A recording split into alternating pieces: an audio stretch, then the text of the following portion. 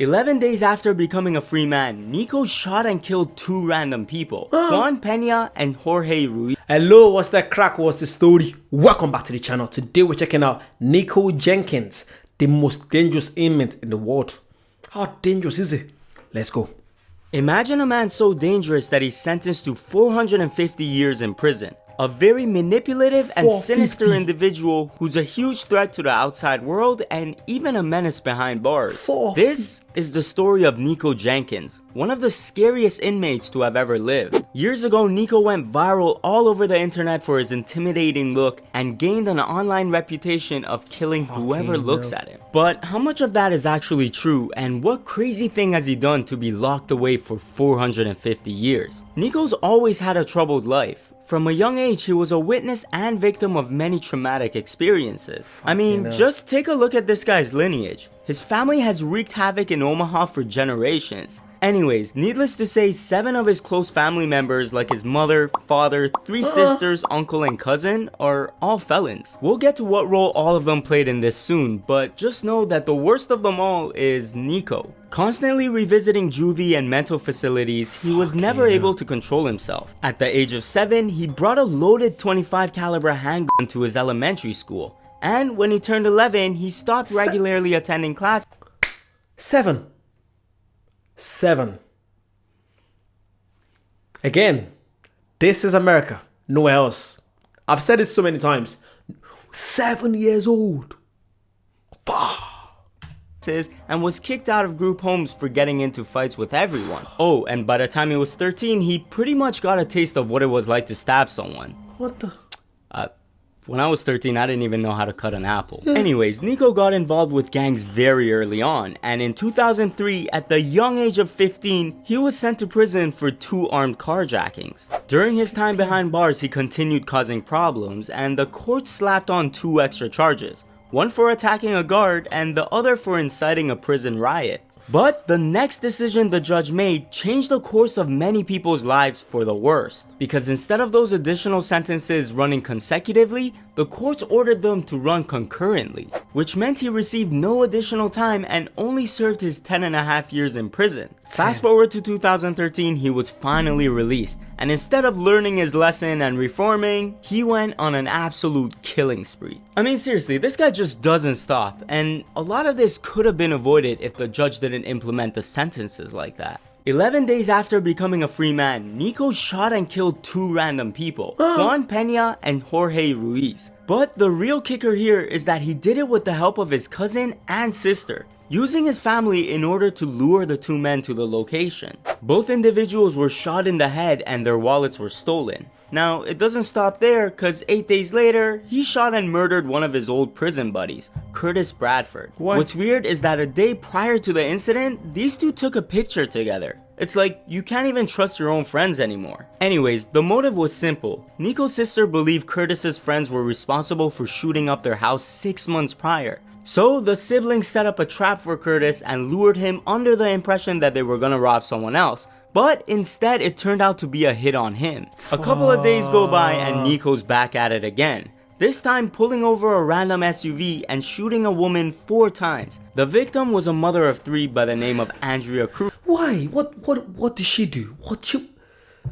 Someone's mom, sister, just going by her life. And this guy started doing this when 11 days after coming out of prison. Do you know how he's meant to be locked up for good? Don't let him out. Why? And the fact that he's doing it with his sister, his cousin, you just know the whole family just fucked. Bruv. And once again, a member of his family was involved. This time it was his uncle Warren Levering. So we have his sister's cousin and now uncle who assisted him with the murder. But there was actually one more person. His mother, Lori Jenkins. She was the one who bought him the ammo in the first place and knew about everything that happened. Not too long after, Nikko was finally arrested due to an unrelated threats charge. And as investigators put 2 and 2 together, they realized that the murders were all linked to him. I got you. What do you mean you got me? I got your DNA at the murder scene. I got your DNA in the car. Sir. I got the weapon. I got Nikko Jenkins. Now, just cause he was taken off the streets doesn't mean it was over, cause he quickly began his tirades behind bars. In an 8-hour interrogation, Nikko confessed to all 4 of the murders, claiming it was just a sacrifice for the Egyptian serpent god Apophis. Yeah, apparently the serpent spoke to him and told him to do all of that. The courts were trying to pass a death sentence onto Nikko, but while in prison, he got his hands on a razor and carved Satan into his forehead, then split his tongue in half to resemble a snake. And the most insane thing he did was use a guard's badge to destroy his... Yeah, he was trying to make his look like a serpent. Anyways, all of his actions raised eyebrows as it made him seem insane, cause no one in the right mind would do something like that. The judge questioned the warden at the prison about how Jenkins even got the razor in the first place. The warden stated that he didn't know how he got them and said he couldn't guarantee it would happen again. I mean, it's a known fact that inmates always smuggle things into prison and have access to a lot of stuff they shouldn't. But you're telling me that they couldn't even stop a man that was in solitary confinement for 23 hours of the day while he was being checked up on every 15 minutes by a guard and had a camera placed in his cell? Not to mention he wasn't allowed to interact with other prisoners. On one other occasion, he even managed to grab a set of 7 handcuff keys and swallow them. Just taking one look at this guy and hearing about the stuff he did while knowing about his family and past, it's easy to assume that the justice and health system failed him. But we're gonna pull a reverse Uno card here. Cause you see, after being evaluated by multiple state psychiatrists, they all came to a conclusion that Nikko was just faking his mental problems. Despite his barbaric behavior, they believed that he was extremely cunning and knew very well that if he was deemed insane or incompetent, then he could get away from his death penalty and be placed in a psych ward instead. The man was essentially fighting for his life at that point. And due to these circumstances, the court cases were delayed and there was a brief period of time where it looked like Nikko was about to escape from his ultimate punishment. Not fit to face the death penalty. A ruling today changes the next step in the case of convicted killer Nikko Jenkins.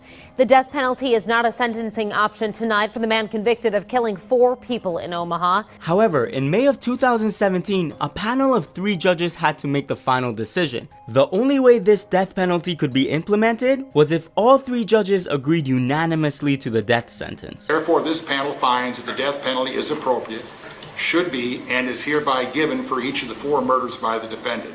It was finally official. After many years of terror, one of the most cold-blooded criminals was finally getting what he deserved. Now, even if he didn't get the death penalty, he would still have to serve 450 years in prison. And with that being said, I know this video was a heavy one, so what are your thoughts on Nikko Jenkins as a whole and his entire story? Let me know in the comment sections below. I have a lot more crazy videos. Yeah, you can just tell people like this, man, they grew up in such a messed up environment that this was bound to happen to him. This was gonna happen. His mom is involved, his sister's involved, his dad's a felon, his cousin, uncle, everyone in his family around. That's all he knows. Some of us, we're lucky that we don't grow up in that environment. But regardless, even if you grew up in that environment, that should motivate you not to go through that again. Because you've seen what happens when people go through that. That was interesting, to say the least. That geezer's scary, man. His face, the fact that he's caught his tongue. It just, let me know what you guys think down below. If you want to see more, you know what to do. Like, comment, subscribe. And I'll see you guys very soon. Bye-bye.